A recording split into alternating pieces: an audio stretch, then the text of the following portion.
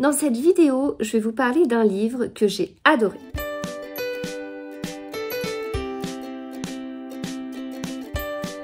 Hello, j'espère que vous allez bien. Je vais vous parler de ce livre de Marie-Laure Buisson, Espionne, 6 agents secrets d'exception aux presses de la cité. Comment savoir si j'ai aimé ce livre? Au nombre de signets qu'il y a, et il y en a beaucoup. C'est peut-être celui qui en a le plus en fait. Depuis que je mets des signets dans mes livres, c'est-à-dire depuis le mois de septembre. Donc ça fait quoi? 80, environ 80 livres lus, quoi. Je pense que c'est le livre qu'on a le plus. J'ai adoré ce livre. Voilà, vous l'avez compris, j'ai adoré ce livre. On n'est pas sur un roman. On est sur 6 agents secrets qui ont réellement existé. On est donc sur des mini-biographies quelque part. Ce livre, c'est exactement ce que j'apprécie et c'est pour moi un livre qui a beaucoup plus d'impact sur mon féminisme que un essai sur le féminisme qui vous dira des choses qui sont pas tout le temps vraies, loin de là.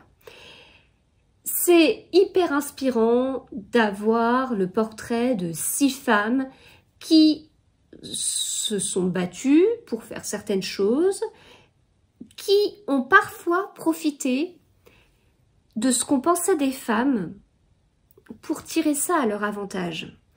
On est sur 6 femmes de nationalités différentes, d'époques différentes, et donc à des époques où, en même temps, est-ce que maintenant, quand on vous dit espion, est-ce que vous penseriez d'abord à un homme ou à une femme?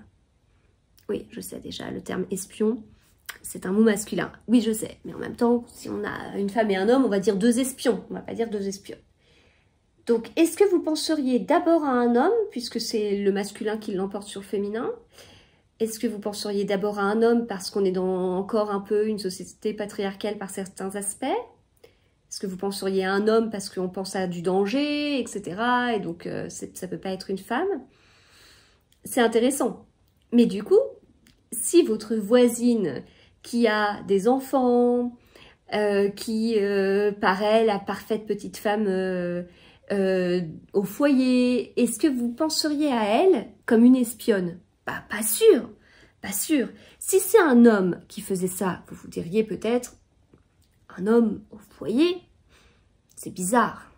Qu'est-ce qui se passe dans sa vie pour en arriver là? Pourquoi il garde ses enfants pendant que sa femme travaille? Enfin voilà, tous les trucs, je les connais, hein, je veux dire, on a vécu ça pendant 6 mois, et je vous raconte pas ce qu'on peut entendre, mais en même temps, je vous raconte pas ce que j'ai pu entendre quand moi-même, je me suis arrêtée de travailler pour garder mes enfants quand j'étais à la sortie de l'école, et tout ce que j'ai pu entendre parce que on estimait que je ne savais pas ce qu'était un bac plus 5, qu'on ne savait pas on pensait que je ne savais pas ce qu'était un ordinateur alors que j'ai un bac plus 5 et que je suis obligée de travailler quotidiennement sur un ordinateur, de programmer, enfin je ne programme plus, mais en tout cas je l'ai fait pendant longtemps et ensuite j'étais manager de personnes qui programmaient, enfin voilà. Mais bon, bref, c'est la société dans laquelle on vit, donc oui, bien sûr, il y a des choses à faire, mais derrière, je suis pas quelqu'un qui va apprécier qu'on défende la cause des femmes en disant des choses qui sont pas vraies et qui du coup ne vont pas aider à convaincre du monde, quoi.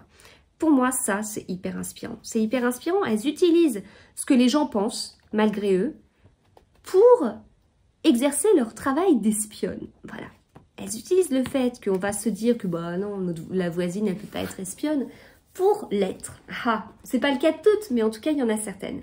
J'ai appris énormément de choses, c'était un vrai régal, je les ai toutes appréciées. Enfin vraiment, ces 6 espionnes, elles sont tellement inspirantes, c'était tellement intéressant comme livre, vraiment. Je suis sortie de ma zone de confort avec ce livre-là. Je pensais pas apprécier autant.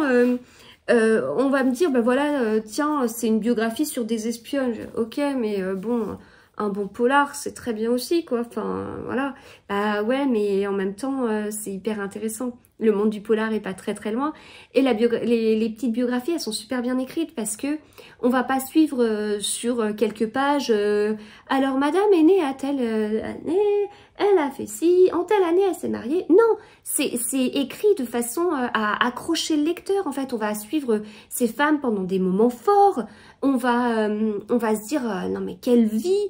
Enfin non mais la première, elle est incroyable. La toute première espionne, Sonia, elle est vraiment incroyable. Mais bon, c'est pas ma préférée. Mais en fait, j'ai fait une petite vidéo avec Presse de la Cité autour d'Amaryllis. Et donc, moi, j'ai forcément beaucoup d'attachement à Amaryllis. C'était une vidéo très sympa à faire d'ailleurs sur Instagram.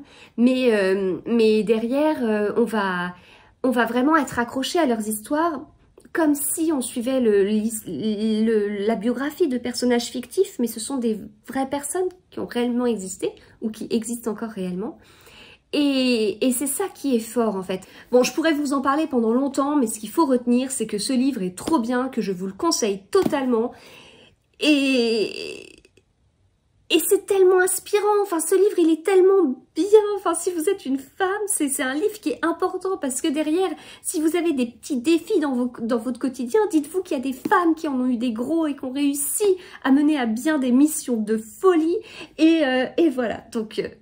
Ça, ce livre, ce serait un livre que je conseillerais à toute personne qui veut un petit peu alimenter son féminisme en fait. Et voilà, super bien écrit, vraiment une sacrée chouette découverte.